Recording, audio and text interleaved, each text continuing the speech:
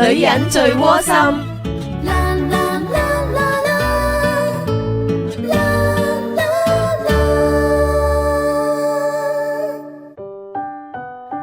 今日我好想同大家分享呢個窩心故事呢，係發生喺我屋企嘅菲律賓姐姐身上嘅。點解我要想同大家分享呢？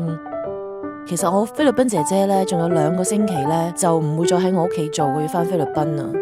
早2個星期之前，佢喺我屋企廁所度啦，唔小心將我一個跟咗我20幾年嘅一個番梘架跌咗落地下，打爛咗。佢好緊張啦，包住，咁我放到工翻到屋企，我攞住個膠袋走埋同我講，I'm very sorry。咁我話咩事啊？咁佢拎出嚟幫我睇過，打爛咗啊。咁當其時我心係一沉啦，跟咗我好多年，有個紀念價值喺度啦，有好多 memories 喺度啦。咁我心梗係唔舒服，但係我覺得件事已經發生咗啦。講真，我去鬧佢亦都冇意思。咁我就唔出聲，我行咗去，我冇理到件事啦。咁佢就不停同我解釋話可以買翻，咁我都唔出聲。過咗2個星期，係講緊前2日嘅事啦。咁日我放工翻到屋企去廁所洗手，個番梘架完整無缺咁擺咗喺度咯。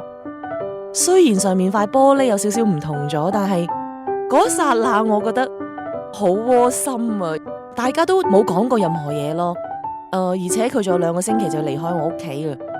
其實佢真係唔需要咁樣做，其實佢可以當冇事，因為我又冇叫佢賠。但係佢好有心咁去配翻塊玻璃幫我擺咗喺度。